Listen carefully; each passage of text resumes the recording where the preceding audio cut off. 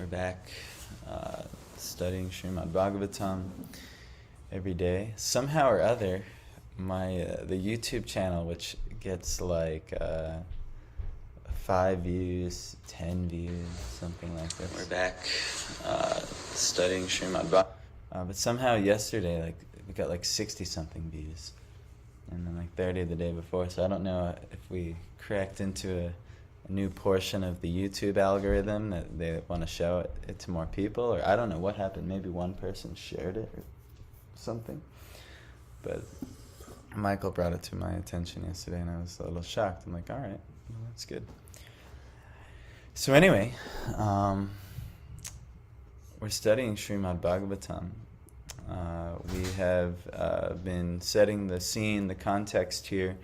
We learned about how the Vedas got disseminated into where they are now, why the need for the Puranas and the Itihasas also came, because the Vedas are very, very difficult to understand for the common person, and that out of great mercy, Vedavyas has, for the benefit of the ignorant masses, edited the Vedas so they may be assimilated by less intellectual men, and that's us.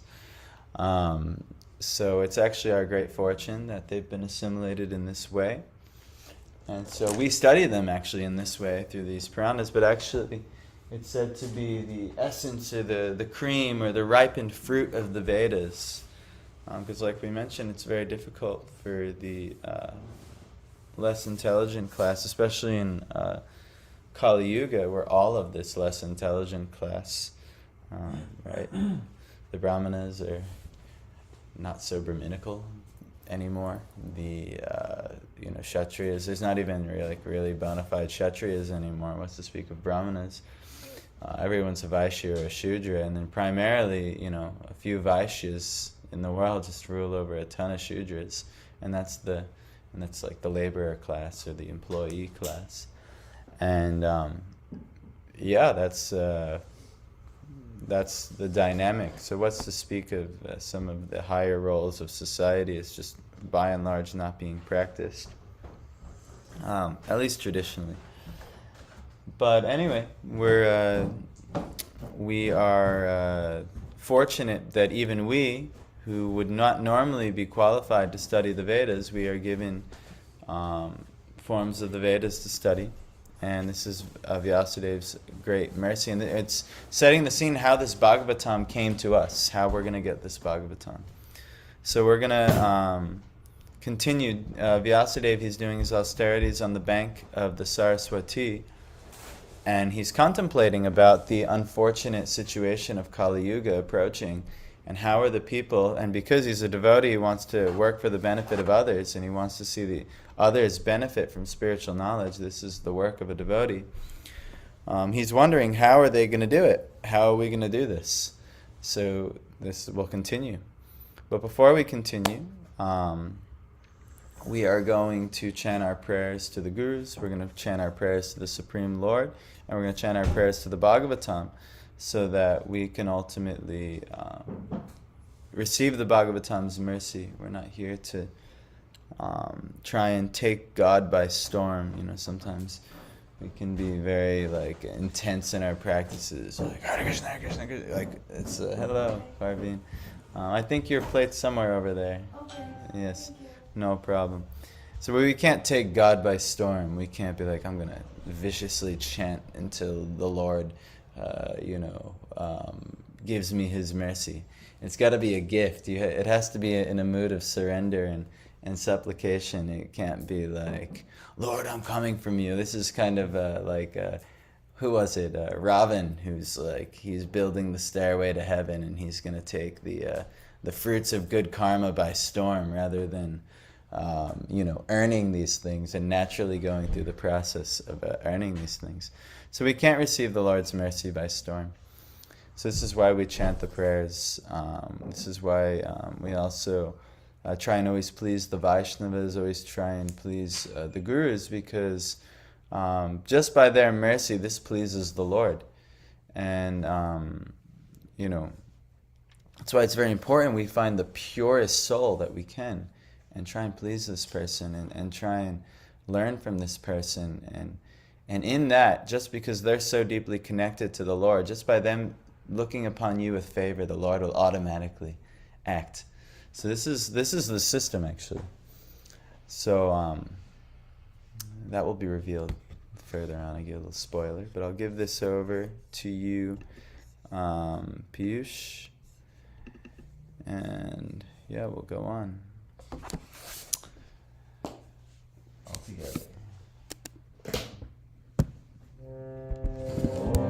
Ajnanaatimirandasya jnananjana-shalakaya chakshurunmritam yena tasmai Shri Guruve Namaha. Shri Chaitanya Manobhishtam Sthapitam Yena Bhutale Swayam Rupa Kadamayam Dadati Swapadantikam. Shri Guru Shri Uttara Kamalam Vaishnavasya Shri Ram Sagrajatam Sagana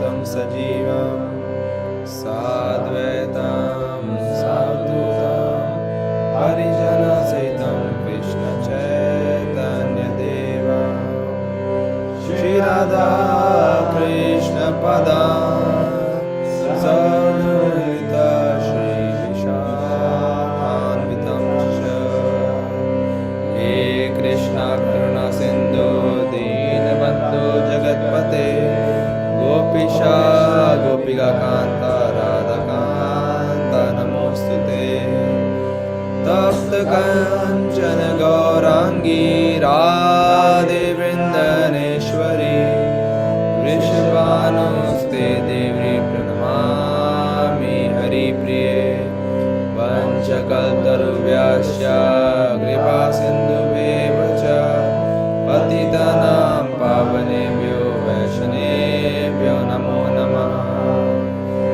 Shri Shri Krishna Chaitanya Prabhu Nityananda Shri Advaita Gadadhara Shri Kasadi Gaura Bhakta Vrinda. Hare Krishna Krishna Krishna Hare Hare Hare Rama Rama Rama Hare Hare.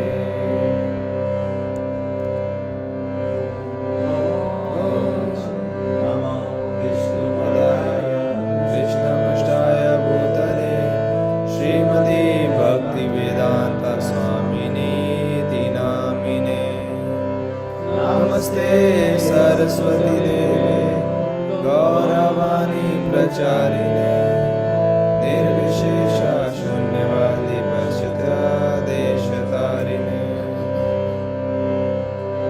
Om Namo Bhagavate Vasudevaya.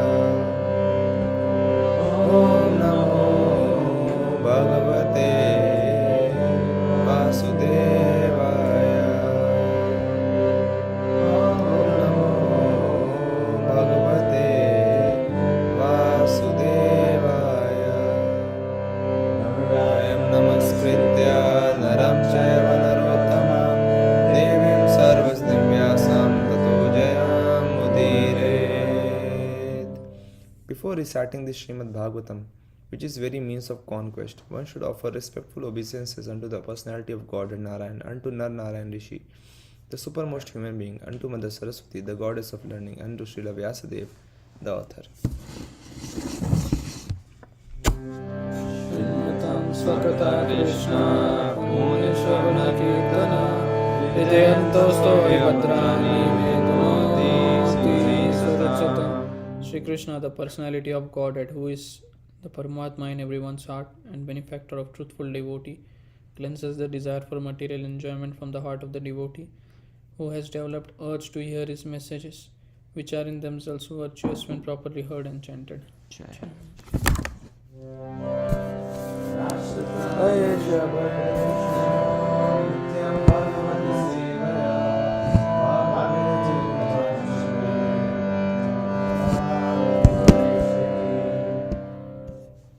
by regular attendance in the class on the Bhagavatam and by rendering service to the pure devotee, all that is troublesome to the heart is almost completely destroyed, and loving service unto the personality of Godhead, who is praised with transcendental songs, is established as an irrevocable fact.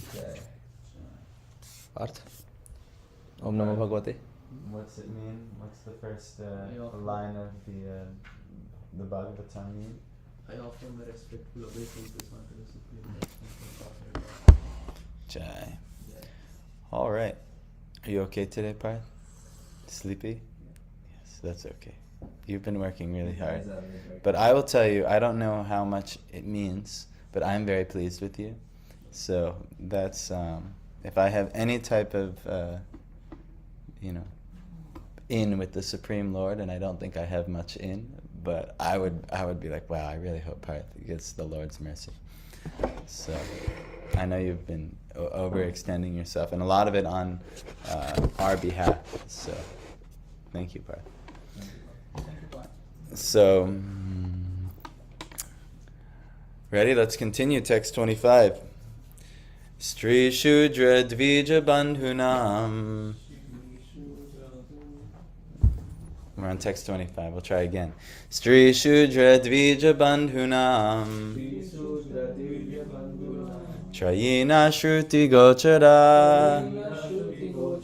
Karma Shreyasi Mudhanam. Shreya Evam Bhavediha. Iti Bharatamakhyanam. Kripaya Munina Kritam. Stri, the woman class. Shudra, the laboring class. Dvija Bandhunam, the friends of the twice-born. Trayi, three. Na, not. Shruti Gochara, for understanding. Karma, in activities. Shreyasi, in welfare. Mudhanam, of the fools. Shreyaha, supreme benefit. Evam, thus.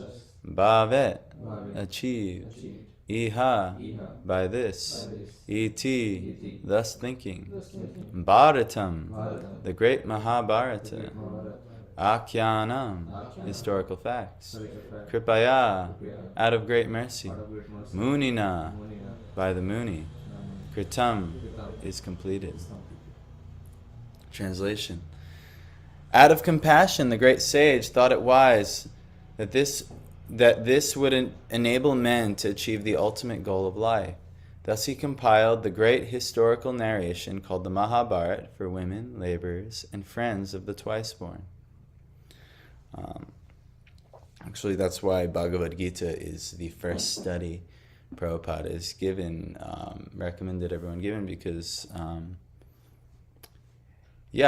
for the common people, I know it mentions women and laborers and the friends of the twice-born, but you just like that. That's almost everybody, like almost everybody. This Mahabharata was created by Vyasadeva in such a way, and Bhagavad Gita is the climactic pinnacle of the Mahabharata. So Prabhupada, he recommends actually Bhagavad Gita be like the first study, because that's just where we're coming from. We're coming from, we're not really ready to take up the most intelligent study yet. So we have to kind of be introduced to spiritual knowledge. And if you go through the Bhagavad Gita, would you think it's a less intelligent study? No, it's very, very comprehensive, very complex. But actually, compared to the Bhagavatam, it's Krishna's less intelligent study. It's Krishna's, study that's meant, you could say, Kripaya, out of great mercy, is in this verse. It's the great mercy of the Lord. He's like, all right, I'm going to come down to your level real quick. And, but even if you study Bhagavad Gita, you're not even going to find a 16th of the knowledge in any other spiritual tradition across the world. The Bhagavad Gita is so comprehensive. But this is Krishna's basic study. Now, Bhagavatam, what we're going to learn in the Bhagavatam is very deep. Very, very deep. And actually, to even approach the Bhagavatam, a certain level of surrender actually has to be there. One, it's 18,000 verses.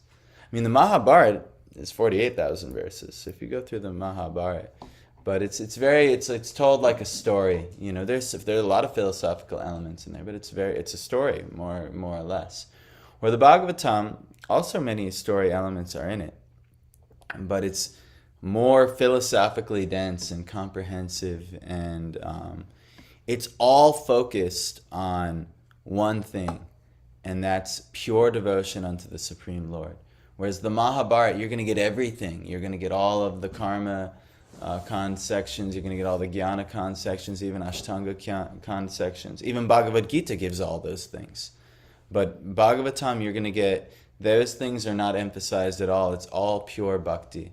The conclusion of Bhagavad Gita meets at the Bhagavatam. So this is why it's mentioning this. But let's see what Prabhupada says. Purport. The friends of the twice-born families are those who are born in the families of Brahmanas, Kshatriyas, and Vaishyas. Dvija Bandhu. Bandhu is like a friend, right? And Dvija is twice-born. So those who get initiated into, the higher castes, or, following the Vedas to some degree or another. Where the Shudras are the basic laborers, that's not really part of their program, at least traditionally. Or the spiritually cultured families, but who themselves are not equal to their forefathers. So, that happens often. I'm born, right? Like, you'd be born in a Brahmin family, you could be born in a Vaishya family, you could be born in a Kshatriya family, but dad did so much like this, or mom did so much like this, but I don't really feel like it, That's a Dvija Bandhu, So Mahabharata was meant for that type of person as well. Actually, I talk to a lot of older Indians, that's a lot of the congregation here, a lot of the donors, things like that, older Indians in there. And especially when I came into the temple, they saw, I was a Western boy, and a lot of them lamented. They're like, how are you? You're a Western boy, and you're... This temple or? No, at the New Jersey temple. When I first came to Krishna consciousness, I had many years where I was doing the kind of what you guys are like more or less doing. Many years I was doing like that. And they were, a lot of the older Indians, they were lamenting that, you're born in America. I want my children to do what you're doing, but they don't want to at all. They just want to worry about their jobs, their relationships, their money, their this thing, that thing. So essentially, they're Dvija Bandhus. Their parents are doing a bona fide religious system, and they're just like, that's kind of antiquated. That's for antiquity. But actually, that's described. So Mahabharata is best for them. Let them study Bhagavad Gita. Once they get it, then maybe the Bhagavatam can come. So anyway... such descendants are not recognized as such for want of purificatory achievements. They don't have enough purificatory achievements yet. The purificatory activities begin even before the birth of a child, and the seed-giving reformatory process is called Garbhadan Samskara. One who has not undergone such Garbhadan Samskara, or spiritual family planning, is not accepted as being of an actual twice-born family. The Garbhadan Samskara is followed by other purificatory processes, out of which the sacred thread ceremony is one. We have a book, it's called Samskaras, and it talks about all of them. I don't even know if it'll be possible for even my wife and I to do all of the Samskaras. 16, I think. Yeah, the 16 basic Samskaras, and may not be possible. We'll see, maybe one day. Maybe sooner than later. But the Garbhadan Samskara is followed by other purificatory processes, out of which the sacred thread ceremony is one. This is performed at the time of spiritual initiation. After this particular samskara, one is rightly called twice-born. One birth is calculated during the seed-giving samskara, and the second birth is calculated at the time of spiritual initiation. One who has been able to undergo such important samskaras can be called a bona fide twice born. So it's really until you take initiation, you're not twice born. So this is actually the process here. So, there is a need. There is a need for this to surrender unto a guru is part of the actual duty of the twice-born classes. And to be initiated as such, to be connected to a lineage, have a guidepost, a set of values that I'm going to devote my life to this. So this is part of the process here. Prabhupada continues, if the father and the mother do not undertake the process of spiritual family planning and simply beget children out of passion only, their children are called dvijabandhus. These dvijabandhus are certainly not as intelligent as the children of the regular twice-born families. The dvijabandhus are classified with the shudras in the women class, who are by nature less intelligent. The shudras in the woman class do not have to undergo any samskara, save and except the ceremony of marriage. So that's the one samskara that everyone should do, is marriage. You shouldn't just grab anyone and everyone. Well, yes. I mean, there are, let's say a very qualified Brahminical person. They can be like a Naishthik brahmachari. This is and they don't have to do marriage. But everyone, by and large, should do marriage. Unless you're qualified to be, like Bhakti Siddhanta, of all of the acharyas up there, I'm not sure of Jagannath Das Babaji, but every one of them had gotten married except for Bhakti Siddhanta, Prabhupada's guru. Because he was that type of personality who could handle a lifelong brahmachari vow, which is very, very difficult. I mean, in the Mahabharata they mentioned Bhishma got his name, because by the terrible vow, of being like a lifelong brahmachari. But actually, you can get that's the reason he also got the boon from his father. Yes. But I think the name Bhishma, it's referring to like one who has taken a terrible, terrible vow. And it's considered like, terrible from the materialistic standpoint, because it's like, all your sense gratification, you're just going to cut it all off. But actually, the greatest reward is waiting for that person. But to actually be able to do it, man, all hats off to that type of person. But it's, most people should get married. Most people. So everyone should get married. So even all the, the basic laborers, women, everyone should get married, especially women.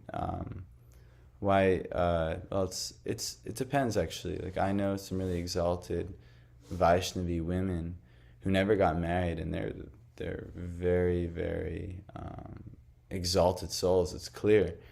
But it's the general recommendation that everyone at least gets married. But there are special personalities, even women can do this as well, who are so qualified that they can take to the Naishthik brahmacharya or celibate path and not ever fall down from that position. But that's a very rare soul. They have very extraordinary guidance. And that's not usually the case for most people. So the less intelligent classes of men, namely the women, shudras, and unqualified sons of the higher castes, are devoid of necessary qualifications to understand the purpose of the transcendental Vedas. For them, the Mahabharata was prepared. The purpose of the Mahabharata is to administer the purpose of the Vedas, and therefore within the Mahabharata, the summary Veda of Bhagavad Gita is placed. So that's the purpose of Bhagavad Gita, All right, I know I'm unqualified. Maybe you guys are unqualified, maybe you feel a little unqualified. No problem. Bhagavad Gita is made just for you. So that's why Prabhupada, he started out recommending everyone to read Bhagavad Gita, because just in case you are unqualified, no problem. You'll get qualified. And then he can give the highest thing. So anyone listening online, if you haven't read Bhagavad Gita yet, read Bhagavad Gita. It's an amazing, amazing study. I know Piyush, you're reading it right now. Rishi, you read Bhagavad Gita. Parth, you read Bhagavad Gita. Sahil, you've probably read Bhagavad Gita in your life at some point. I'm actually reading it right now. Okay, you're reading upstairs? Good. Say you're reading Bhagavad Gita. Don't worry. Don't worry. If you haven't heard Bhagavad Gita, it's not that, like, it's a very comprehensive study, but it's not that unattainable to get. Actually, I started reading it a long time ago, but for some reason, I didn't get the juice of it, so to speak. But then Rishi gave me the Bhagavad Gita as it is. And then I'm reading that, and I have really drawn into it. So there you go. Yeah. If anything, this class can be like a pitch to read your Bhagavad Gita, because you might feel, I know I do, feel completely less qualified. And so like that, we'll study it. So the less intelligent are more interested in stories than in philosophy. I know that's me. I get into the philosophy and I'm like, oh God, I can't stay awake through this, but you just tell me a nice story and I'm like, wow, all right, cool.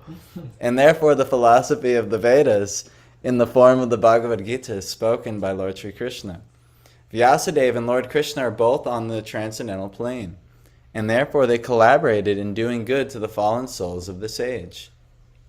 The Bhagavad Gita is the essence of all Vedic knowledge. It is the first book of spiritual values, as the Upanishads are. The Vedanta philosophy is the subject matter for study by the spiritual graduates. Only the postgraduate spiritual student can enter into the spiritual or devotional service of the Lord.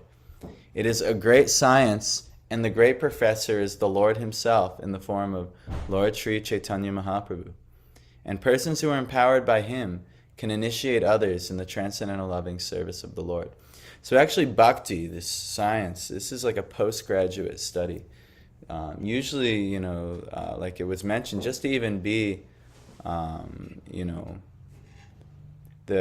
there's a need for a purificatory process that people have to do. That's why Prabhupada gave 4 regulative principles, because just following these 4 principles, no illicit sex, no sex outside of marriage, that's what that means.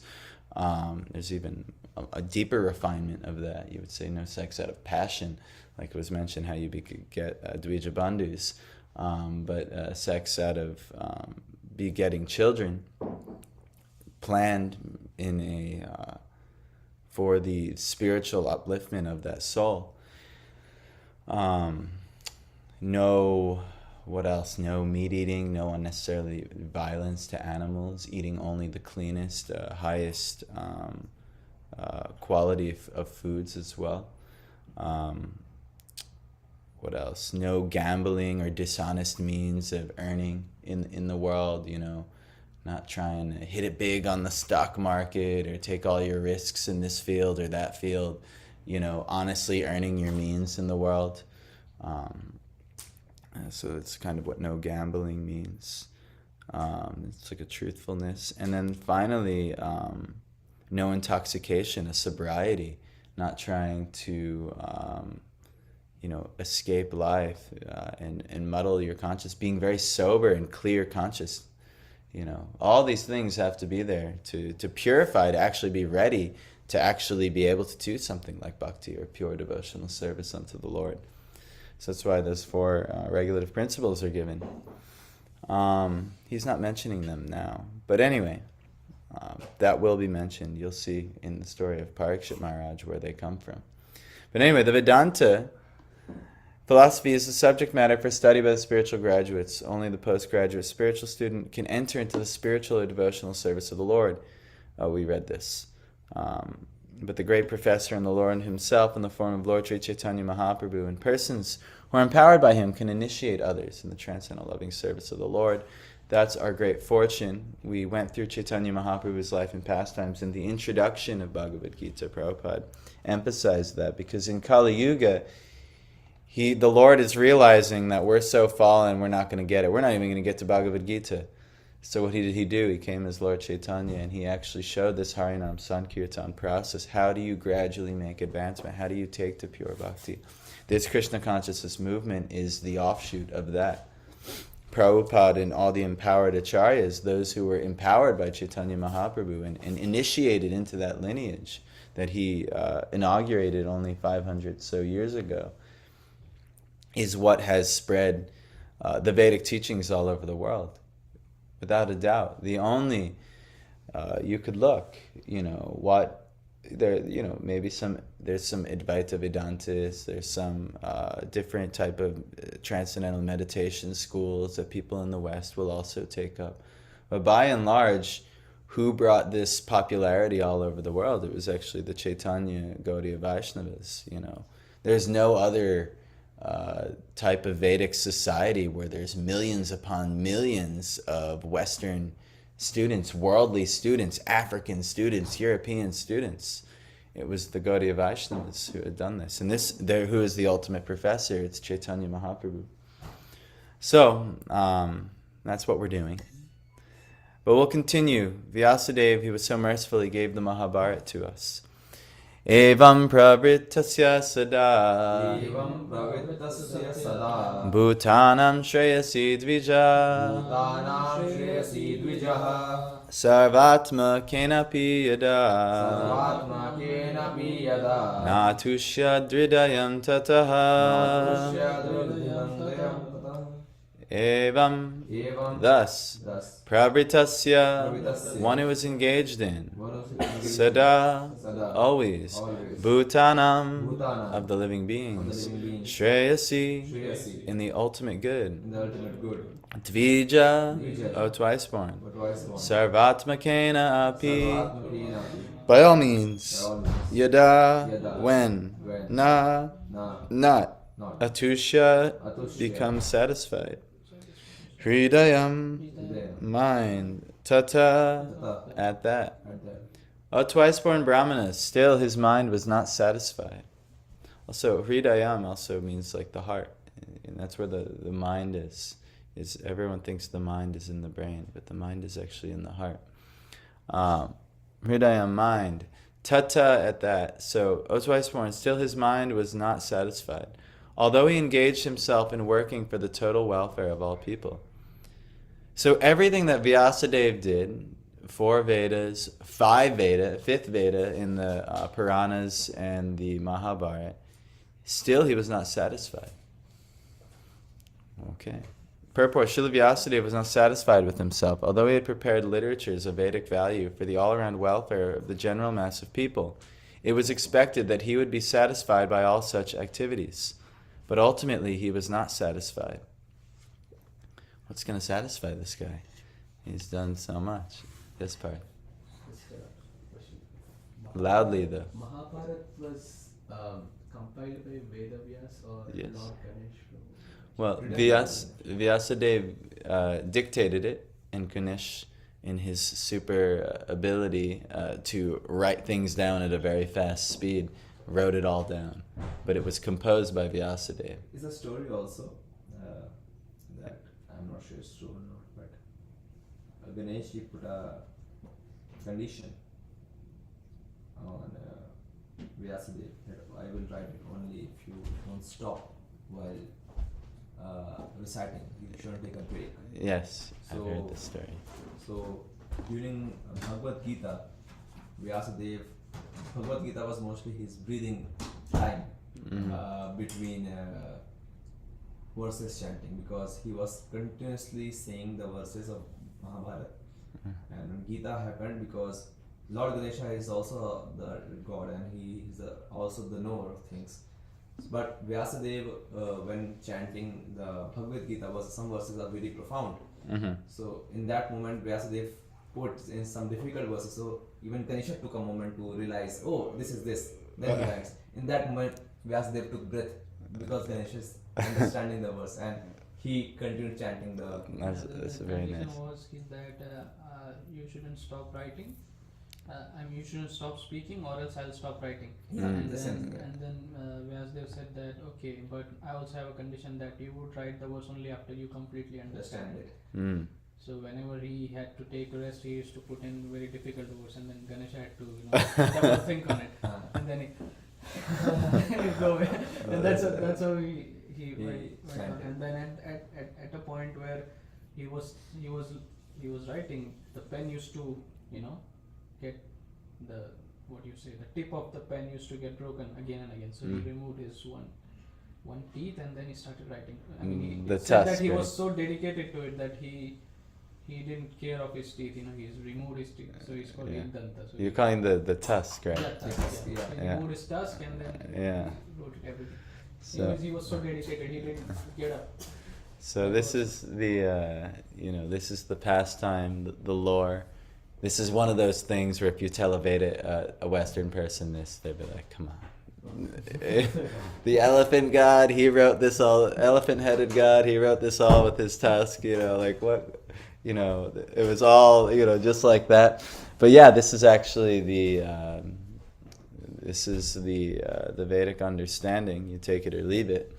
But yeah, very good. I've also heard they were quite far apart. There's a pastime place where Vyasadeva, a cave where he was dictating, and then Ganesh was in another, and they were like on opposite caves on opposite mountains, and he was dictating very fast, and Ganesh is writing very fast, and they're going back and forth like this.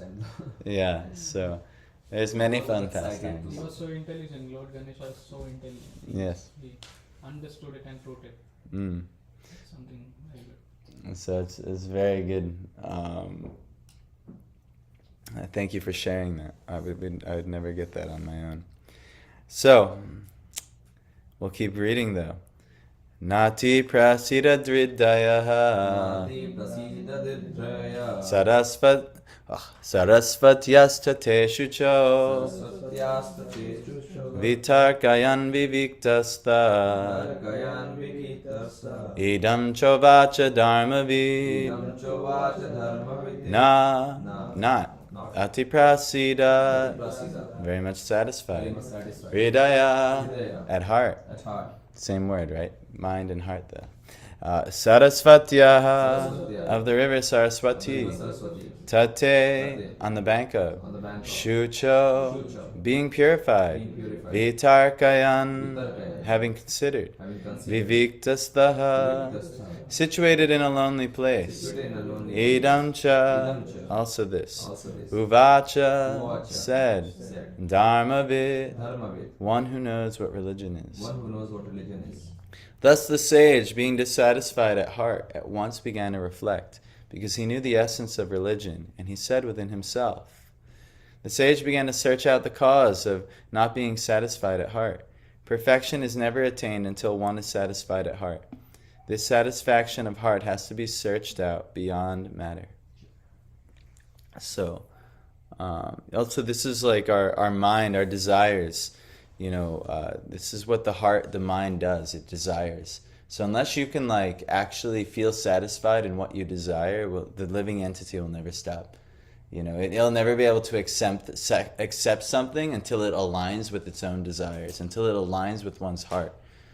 We don't desire a thing with the mind. We use the intelligence. The mind, the brain, is the faculty of the intelligence. And it also oftentimes can reason with the heart. And it could actually help control the desires, so to say.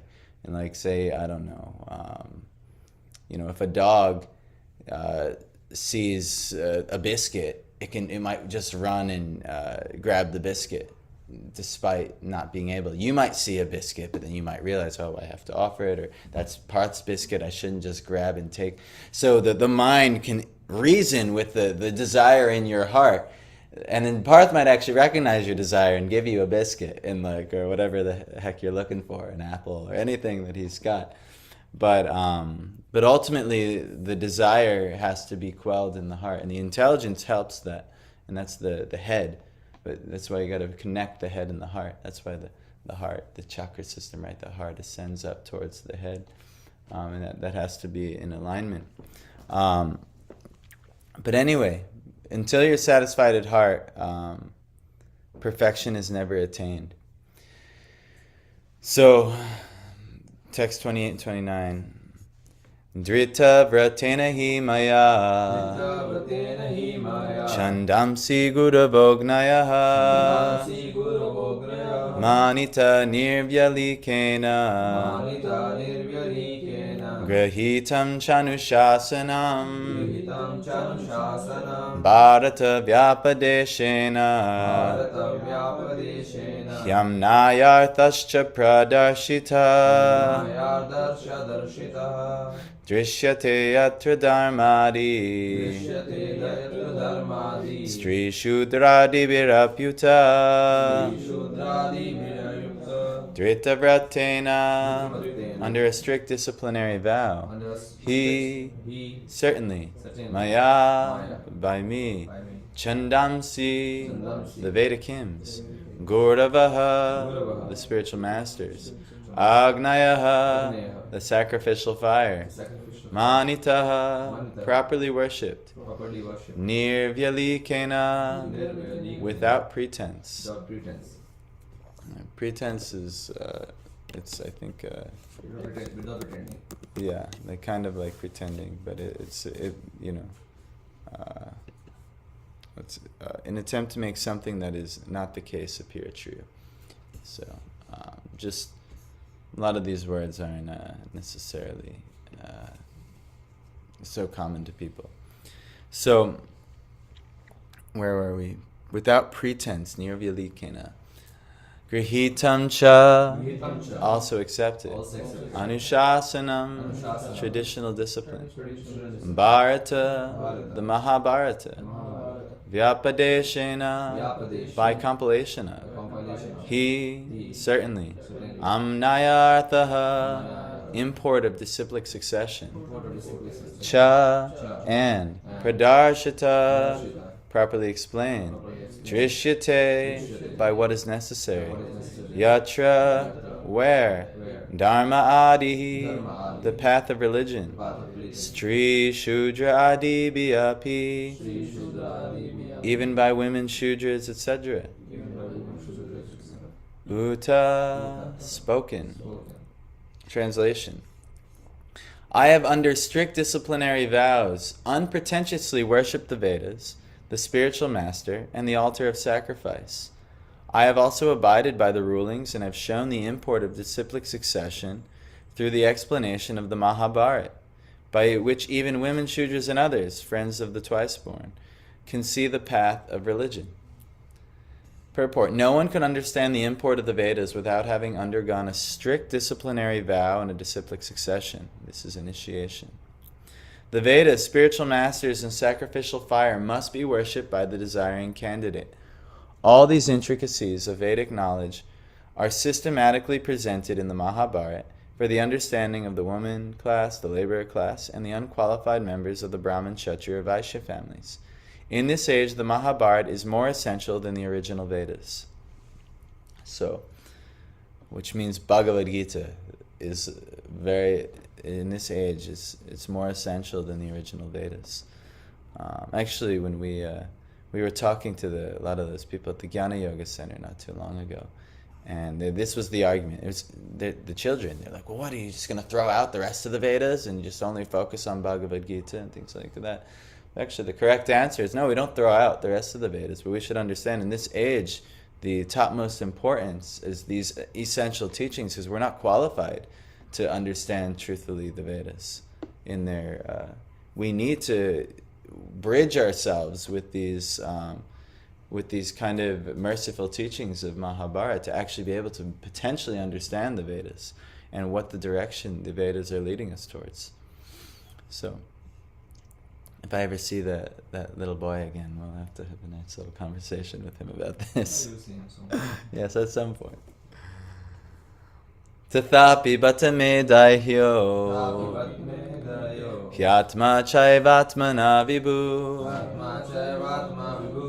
asampana iva bhati brahmavarchasya satamaha. Tathapi, although, bhata, defect, me, mine, dahyaha, situated in the body, he, certainly, atma, living being, cha, and, eva, even, atmana, myself, vibhu, sufficient, asampanaha, wanting in, eva abhati, it appears to be, brahmavarchasya, of the Vedantists, satamaha, the Supreme. I am feeling incomplete, though I myself am fully equipped with everything required by the Vedas. So this is actually, well, Prabhupada, let's let him, and then maybe I can add something. Undoubtedly, Srila Vyasadeva was complete in all the details of Vedic achievements. Purification of the living being submerged in matter is made possible by the prescribed activities in the Vedas. But the ultimate achievement is different. Unless it is attained, the living being, even though fully equipped, cannot be situated in the transcendently normal stage. Srila Vyasadeva appeared to have lost the clue and therefore felt dissatisfaction. So it's not about just getting everyone to do the prescribed activities in the Vedas. What's the purpose? What is that leading to? It's going to be revealed. So it's going to be revealed next time because we're running out of time. But basically the clue is this. He didn't do anything which solely focused on that topmost teaching that was found in Mahabharata, and that's bhakti. That's pure devotional service unto the Lord. So this is actually what's going to satisfy Vyasa. And the clue will be revealed how the clue always needs to be revealed. How do you think? Questions and answers? Well, with who? Spiritual master.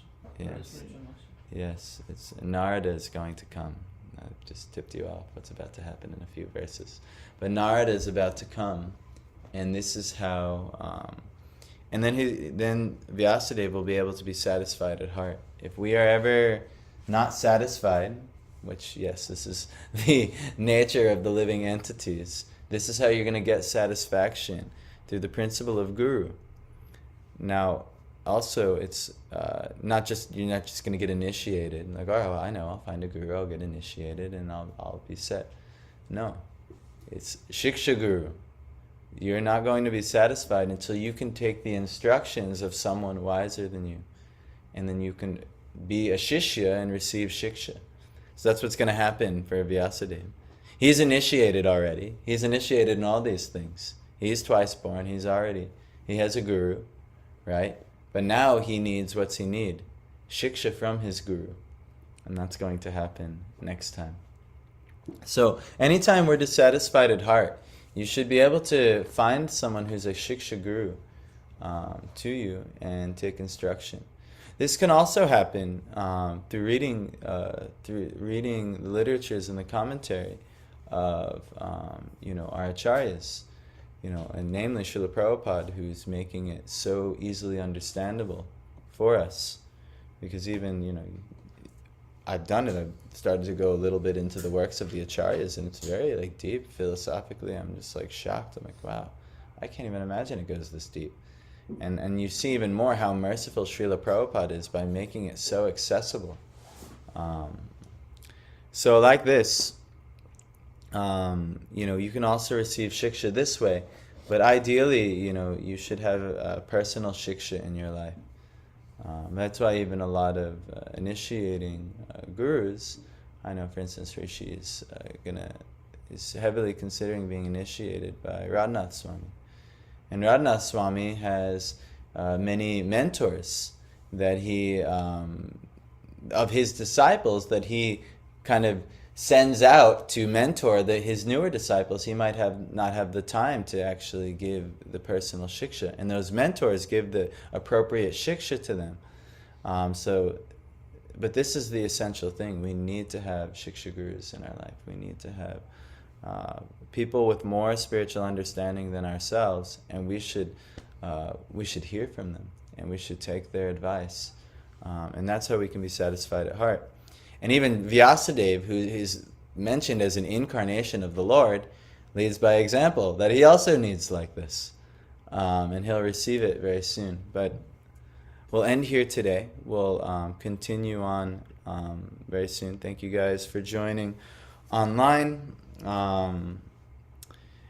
yeah, I'm actually excited. I get to, I still have like 2.5 more weeks or so, but I'll be able to shave my beard and my head and trim my nails and things. This thing I've been doing is, I keep looking so crazy on here. I'm like, oh my God.